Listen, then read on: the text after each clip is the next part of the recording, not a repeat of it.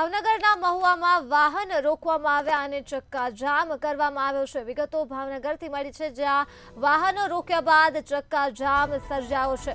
ત્યારે લોગડી toll tax મુદ્દે આ વાહનોને રોકવામાં આવ્યા છે અને ભારે ચક્કાજામ થયો છે। નેશનલ હાઈવે ઉપર ચક્કાજામ કરવાનો પ્રયાસ કરવામાં આવ્યો છે। આ સાથે જ રોડ ઉપર બેસીને વાહનો રોકવામાં આવ્યા છે।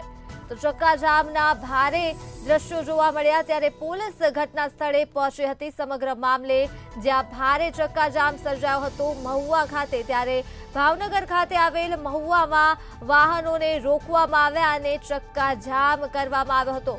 લોગડી ટોલ ટેક્સ મુદ્દે આ વાહનોને રોકવામાં આવ્યા હતા અને બોલાચાલી પણ ઘટના સ્થળ પર સર્જાઈ હતી। ત્યારે નેશનલ હાઈવે ઉપર ચક્કાજામ કરવાનો પ્રયાસ કરવામાં આવ્યો હતો। દ્રશ્યો પણ મહુવાથી સામે આવ્યા છે, જ્યાં રોડ ઉપર બેસીને વાહનો રોકવાનો પ્રયાસ કરાયો અને પોલીસ સમગ્ર મામલે ઘટના સ્થળ પર પહોંચી હતી। ત્યારે મહુવાથી આ દ્રશ્યો સામે આવ્યા છે, જ્યાં રસ્તાની વચ્ચે લોકો બેસી ગયા છે અને બેસીને વાહનો રોકવાનો પ્રયાસ કરાયો છે અને ચક્કાજામ સર્જાયો છે। લોગડી ટોલ ટેક્સ મુદ્દે આ મામલો ગરમાયો છે, જ્યાં વાહનો રોકવામાં આવ્યા છે। ત્યારે નેશનલ હાઈવે ઉપર ચક્કાજામ કરવાનો પ્રયાસ હાથ ધરાયો છે। તો સમગ્ર મામલો ભાવનગરથી સામે આવ્યો છે। મહુવામાં આ ઘટના બની છે, જ્યાં વાહનો રોકવામાં આવ્યા છે અને સમગ્ર મામલે પોલીસ પણ ઘટના સ્થળે પહોંચી હતી। ત્યારે ક્યાંક ઉગ્ર બોલાચાલીના દ્રશ્યો પણ મહુવા ખાતે જોવા મળ્યા હતા। તો આ મુદ્દે જ આપણી સાથે સંવાદદાતા હર્ષદ ફોન લાઈન પર જોડાઈ ગયા છે। જી હર્ષદ, મહુવા ખાતે વાહનો રોકવામાં આવ્યા છે અને ચક્કાજામ કરાયો છે, શું છે સમગ્ર મામલો?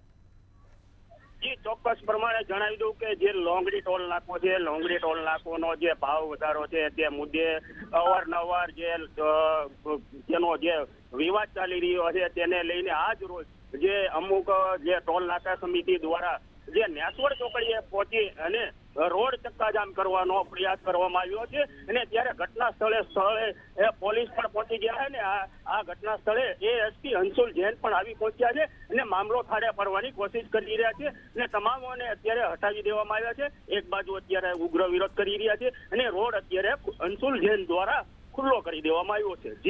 જી હર્ષદ, તમામ વિગતો બદલ આભાર। તો મહુવાથી આ દ્રશ્યો સામે આવ્યા છે, જ્યાં વાહનોને રોકવામાં આવ્યા છે અને ચક્કાજામ સર્જાયો હતો। ત્યારે પોલીસ પણ ઘટના સ્થળે પહોંચી હતી।